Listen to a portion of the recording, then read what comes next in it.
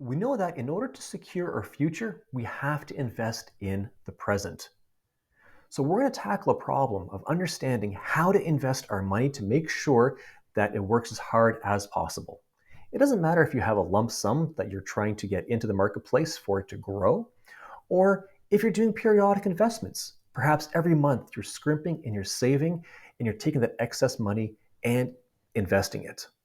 We want to make sure that we make our money work as hard as possible.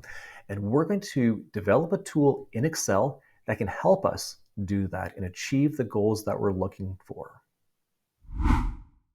Here's what to expect in this video. The challenge is broken out into two videos.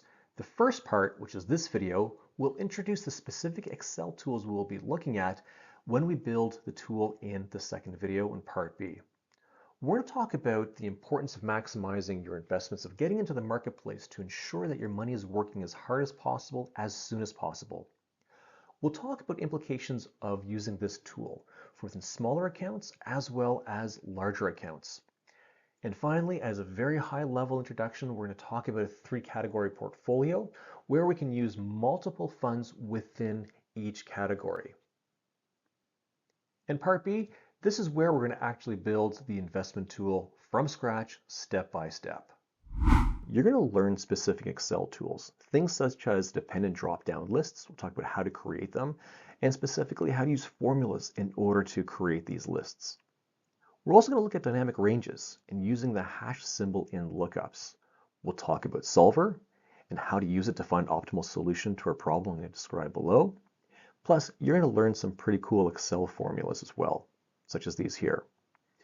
So what's the problem we're going to be focusing on? Well, we're going to create a three-category portfolio. There's lots of YouTube videos out there right now that talk about a three-fund portfolio. I'm breaking it down into three categories because people may want to include assets within a particular category. We'll get into a bit more. If you have the option of creating a fourth category, a fifth, there's actually as many as you want. But we're going to limit within the tool that we're building to purchasing of 10 assets or less. So this tool in Excel will tell us how much of each asset to buy at current prices. The goal here is that we want to make sure that we minimize any kind of extra cash that we have left in our account once we've invested in a particular asset. In other words, we want to make sure we're making as much of our money working as possible. We don't want to have any kind of lazy money. So for example, if you have $100 you want to invest in, how do you distribute that $100 over the different assets to try and maximize that $100 investment? You don't want to have money left over that isn't working. And the use case for this tool is for brokers that don't allow fractional shares. Unfortunately, that's the case with my broker. Otherwise, if your broker did allow fractional shares, then this would be less of an issue. There are a few things that we want to think about. The first is the asset price, as well as the amount of money that we have to invest in. If we have a smaller amount of money, let's call it $100, and one of the ETFs that we want to purchase is $75, well, most likely we'll only be able to purchase that one ETF because most ETFs are more than $25. So that's going to affect the percentage splits. In that case, 100% of our purchase would go to that one ETF. So we're not going to be able to follow a portfolio split percent that we would like to, which can minimize risk. If you have a larger amount to invest in, well then the individual asset prices are less relevant and we're more likely to stay within the percentage splits for the portfolio that we're looking at. Now, if you have a smaller account, you don't really need to use a tool like this. You can just manually change the percentages in order to play around with it and get the split that you want. As I said earlier, it may be that 75% is only in one asset for the amount that you want to invest in. But remember, this tutorial is designed to teach you how to use specific tools in Excel.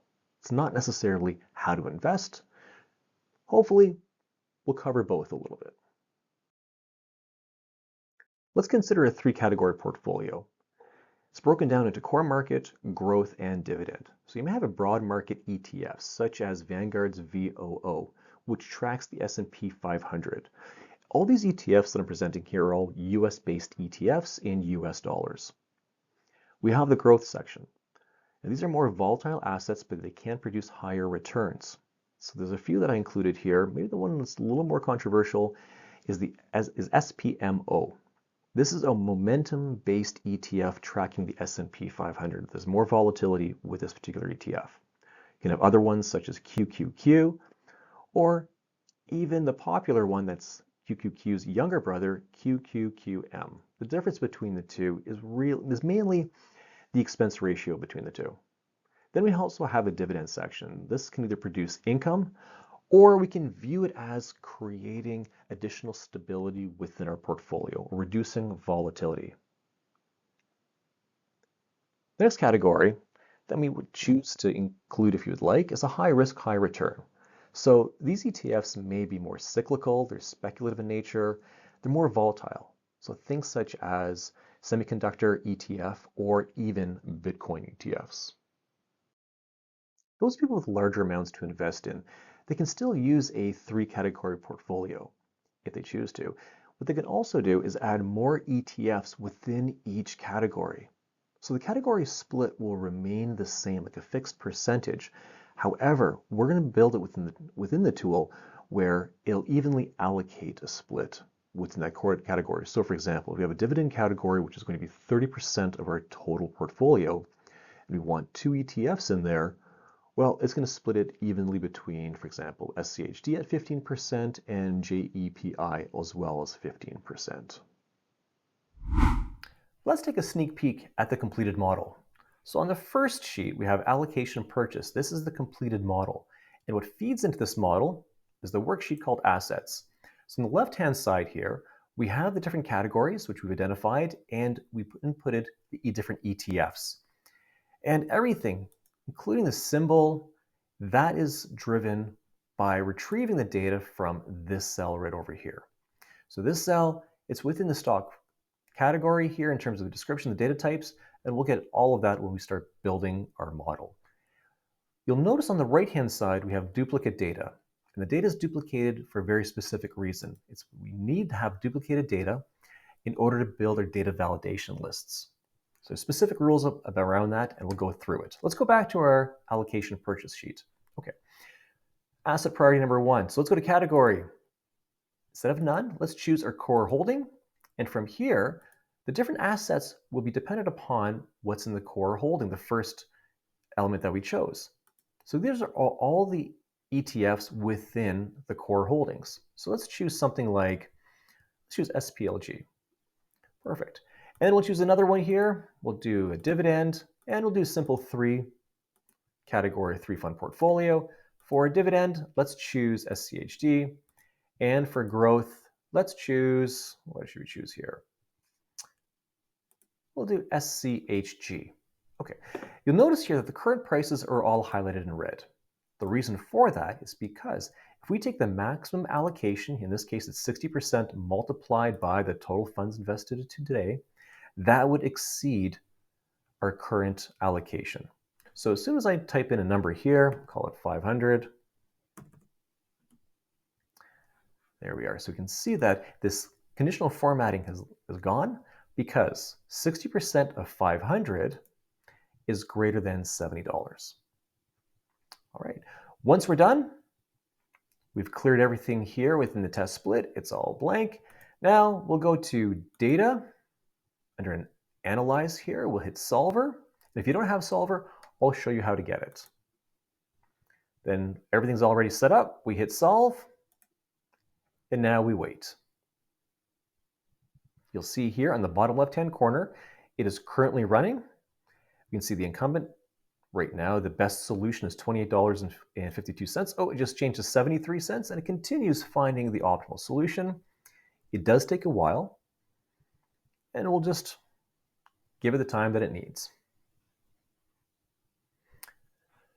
Okay, so the results are that Solver said cannot improve the current situation or current solution. All constraints were satisfied. We hit OK. And now we have it. And we're left with, out of the $500, by following this actual split and buying this number of units for each ETF, we'll be left with 73 cents. So we're getting the maximum of that 500 to start working immediately in the market. Now we know the problem that we're trying to tackle and the tool that we'll be using. please click somewhere around here in order to move to the second part of the video where we'll build the tool in Excel. See you then. Thanks.